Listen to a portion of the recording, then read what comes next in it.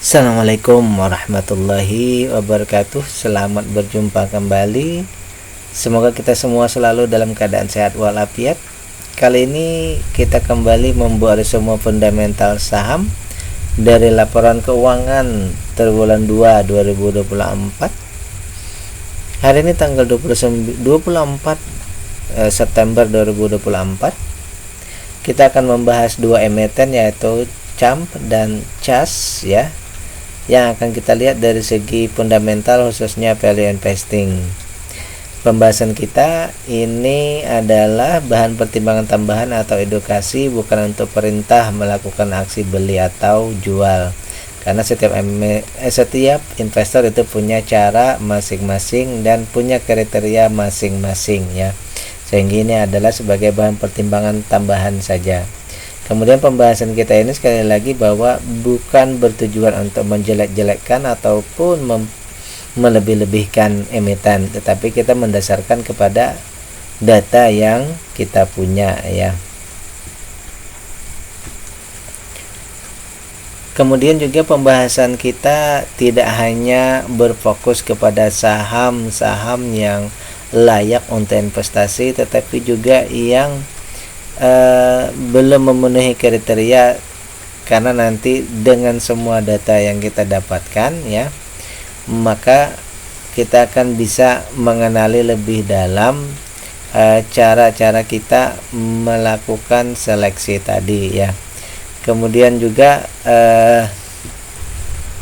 ini untuk membuat kita nanti pada satu titik bisa mengenali sebuah saham itu hanya dengan melihat langsung dari data yang kita lihat, kita bisa mengambil sebuah seleksi. Oh, saham ini bagus, saham ini perlu dicermati lebih jauh ya. Baik, yang pertama kita akan melihat CAMP dulu ya. Jika Anda mendapati bahwa pembahasan kita ini bermanfaat, jangan lupa untuk klik like, subscribe, dan share. Bila Anda ingin berkontribusi terhadap pembahasan kita, silahkan untuk mentransfer ke nomor rekening yang tersedia. Saya juga sudah membuatkan playlist untuk pembahasan kita di triwulan 2 ini, sudah ada di deskripsi. Silahkan klik di situ untuk melihat secara semua saham yang ada di triwulan 2 ini ya. Baik, untuk CAMP, Campina Ice Cream Industry Tbk ya, sudah jelas ya.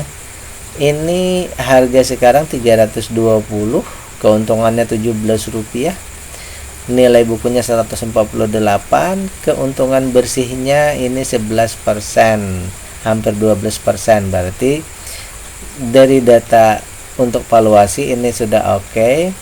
Untuk ketahanan perusahaan ini juga oke semua ya. Tinggal kita akan bahas sedikit demi sedikit ya. Yang pertama, harga sekarang dibandingkan dengan nilai perusahaan, itu harga sekarang sudah 1,15 kali lebih mahal ya. Berarti 1,15 kali lebih mahal ya, karena harga sekarang di 320, sementara maksimal harga target kita sebenarnya untuk book value 148 ini di 297, sekarang sudah 320. Jadi untuk bagger ini mungkin agak sulit ya, karena sudah terlewati untuk target bagger kita. Bisakah bagger? Bisa, cuma mungkin saja nanti akan lambat. Kemudian IPS kita di 17, berarti maksimal beli kita 173, sekarang 320, berarti ada 85% lebih mahal kalau kita membeli sekarang. Sehingga simpulannya, kalau beli sekarang kita merogoh kocek lebih mahal 85%, dan proyeksi untuk dividen ini sulit ya. Proyeksi untuk bagger itu agak sulit. Itu yang pertama. Kemudian konfirmatornya di dividen, ternyata perusahaan sangat peduli ya, mereka membagikan hampir 91% ya, dibagikan untuk menjadi dividen ya di tahun 2023 ya, sehingga DPR-nya ini besar. namun dari 90% itu hampir 5% ya. Kalau dikumulatifkan hampir 55%, tetapi kalau di 30% kan ini hanya 1% ya. Sehingga dividennya besar tetapi dividen yieldnya masih kecil di bawah 5% ya. Secara kumulatif oke, tetapi secara rata ini masih kecil. Itu yang pertama. Dari semua data awal ini ternyata ada satu data awal yang jadi concern bahwa free cash flow-nya ini minus 2%. Free cash flow-nya minus 2%. Sehingga ini menjadi concern, dan ini adalah free cash flow TTM, artinya disetahunkan. Selama setahun terakhir ini mereka minus 2%. Jadi perlu di concern lebih jauh terus untuk triwulan-triwulan berikutnya kita cek. Kemudian dari segi yang lainnya sudah oke. Semua saham ada di bursa dan hanya 9%. Sudah lebih dari 75, tetapi 9% ini termasuk yang perlu kita cermati terus ya. Baik, kita sampai pada kesimpulan yang pertama bahwa untuk perusahaan ini IPS-nya karena sudah 11% oke. Jadi yang menjadi concern-nya di sini adalah ini dulu. Harga berarti ya. Berarti di sini harga yang sudah tinggi sehingga valuasinya mahal. Harganya kita harapkan turun ya. Yang lainnya ini DPR-nya sudah oke juga. Berarti free cash flow-nya yang kita cek lebih jauh ya. Dan yang terakhir ini retail atau non marketnya ya, supaya bisa lebih banyak lagi, lebih besar dari 15 lah kalau bisa ya. Di sini hanya 9,48%. Jadi 3 concern kita di triwulan berikutnya yaitu harganya, free cash flow, dan retailnya supaya membaik ya. Itu yang pertama untuk Campina. Yang kedua CAS atau Cardiac Aero Service. Ini layanan penerbangan ya. Layanan penerbangan ke daerah-daerah terpencil ya. Ke daerah yang mungkin ke kawasan industri dan lain-lain ya. Kita juga baru punya data 1 triwulan saja ya, di triwulan 3. Harga sekarang 1400-an, IPS-nya ini 147 ya. Kemudian nilai perusahaannya ini 429.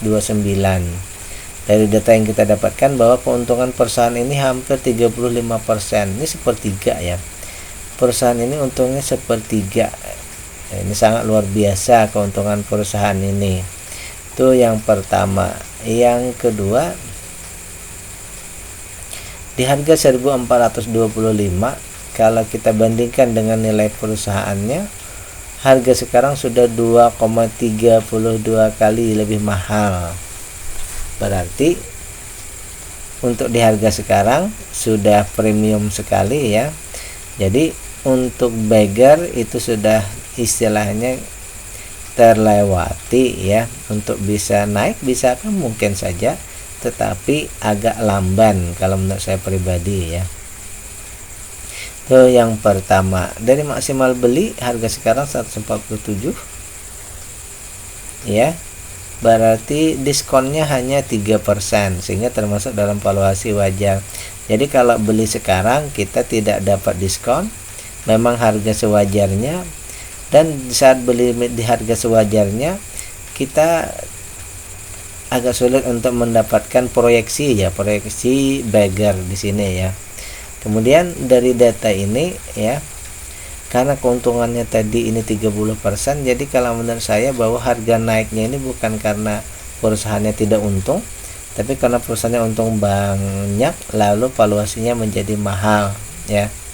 Maksudnya untuk jadi beggar agak susah karena sudah harganya melambung tinggi. Dan kalau beli sekarang pun tidak dapat diskon. Hanya dengan data yang tadi keuntungan yang sangat besar ini saya agak juga membingungkan kenapa perusahaan tidak membagikan dividen.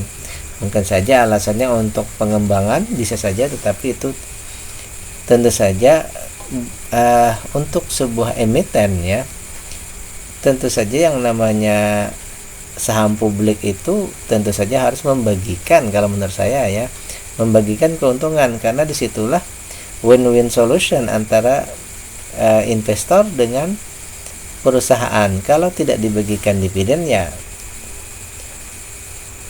sebenarnya makna dari sebuah perusahaan publik itu hilang di situ ya. Itu kalau menurut saya pribadi. Yang kedua, kita melihat dari segi ketahanan perusahaan, ini free cash flow-nya 62%, sangat luar biasa. Nah, ini seharusnya ya dengan free cash flow-nya 62%, untungnya 34%. Kalau menurut saya jelas tentu saja bahwa perusahaan ini mestinya membagikan dividen ya. Itu yang pertama. Kemudian ada satu hal berikutnya, bahwa hutang terhadap vendor ini 98%. Berarti di sini ada sedikit concern kita bahwa hampir ya hutangnya ini hampir sama besar dengan modal perusahaan.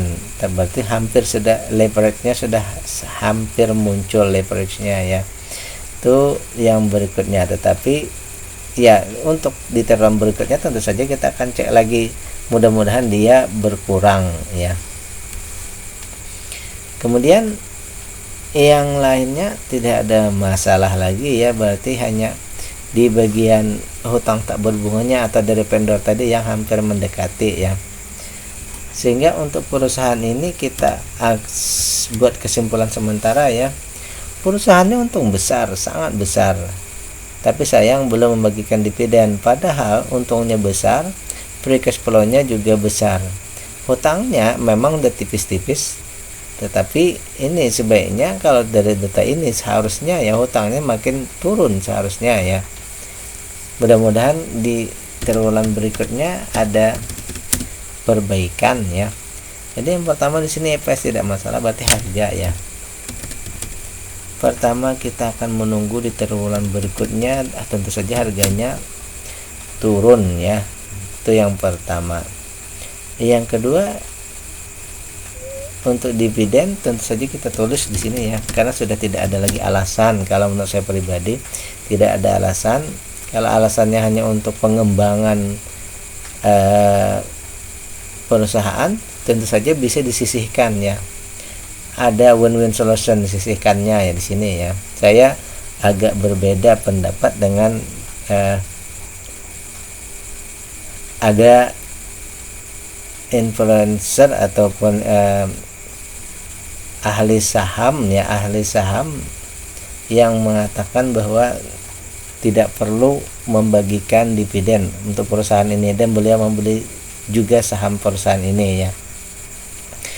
Baik, itu terus selanjutnya ya hutang tak berbunganya ini juga kita perlu kita cek lagi di triwulan berikutnya. 3 data yang kita cek nanti ya. Selanjutnya kita akan melihat Campina dan CAS ya, sudah 2 ya. Oke, untuk Campina tadi data awalnya itu yang menjadi concern kita adalah free cash flow ya. Sementara untuk CAS ini concern kita adalah di hutangnya sudah hampir mendekati ya, meskipun belum masuk dalam kriteria kita, cuma sudah sangat diawaskan sekali ya. Baik, demikian pembahasan kita untuk Campina dan CAS. Mudah-mudahan bermanfaat. Billahi taufiq wal hidayah. Assalamualaikum warahmatullahi wabarakatuh.